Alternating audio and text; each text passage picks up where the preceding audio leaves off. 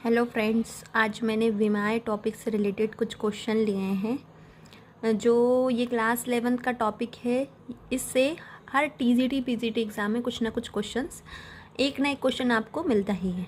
चलिए स्टार्ट करते हैं। देखिए, फर्स्ट क्वेश्चन है यंग प्रत्यास्था गुणांक की विमा होगी। ये जो यंग मॉडुलस जिसको हम इंग्लिश में बोलते हैं, उसकी हमें विमा बतानी है, यानी डायमेंशन बतानी है। तो देखिए, इसके लिए फॉर्मूला होता है y = यंग मॉडुलस के लिए फॉर्मूला होता है लॉन्गिट्यूडल स्ट्रेस अपॉन स्ट्रेट, यानी F अपॉन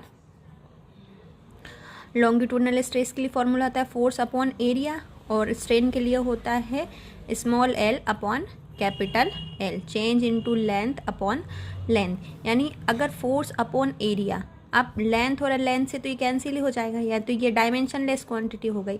और फोर्स अपॉन एरिया, तो फोर्स का डायमेंशन होता है ml/t-2 और ए का होता है L2। जब हम इसे सॉल्व करेंगे तो जाएगा ml-1 t-2।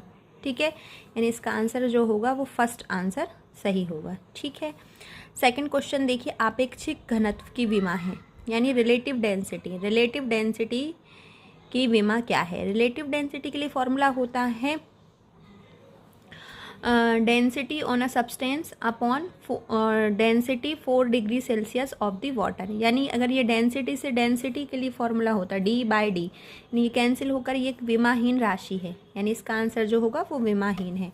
अब निम्न 4 विमीय राशियों में से कौन सी राशि विमीय स्थिरांक कहलाती है? विमीय स्थिरांक कहलाती है, यानी स्थिरांक मतलब कांस्टेंट वैल्यू, जिसकी वैल्यू चेंज नहीं होती है। तो पहला ऑप्शन है गुरुत्वीय त्वरण, जल का पृष्ठ तनाव, मानक किलोग्राम द्रव्यमान का भार, निर्वात में प्रकाश का वेग। देखिए, जो ग्रेविटी एक्सेलरेशन है वो भी चेंज होता है ऊपर नीचे जाने पर, जल का पृष्ठ तनाव भी चेंज होगा, और जो वेट है वो भी चेंज होता है, बट जो निर्वात में प्रकाश का वेग है ये चेंज नहीं होती। यानी इसका जो सही आंसर है वो होगा निर्वात में प्रकाश का वेग, यानी इसकी वैल्यू होती है 3 × 10⁸ मीटर/सेकेंड। ठीक है, सेकंड क्वेश्चन देखिए, प्रतिरोध R की विमा है। R के लिए अगर फॉर्मूला देखें तो R के लिए फॉर्मूला जस्ट ये होता है, R के लिए फॉर्मूला देखिए होता है R = ρl/A, या R = हम लिखते हैं V/I।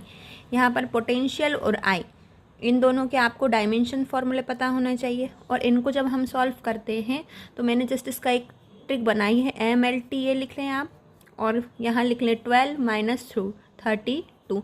ये मिनीमोनिक याद कर लें, यानी इसका ये जो फॉर्मूला आ जाएगा ये आएगा ml2t-3a-2। अगर आपको ये वीडियो अच्छा लगा हो तो मेरे चैनल को सब्सक्राइब कीजिए और लाइक कीजिए। 84 नंबर के आंसर बताइए।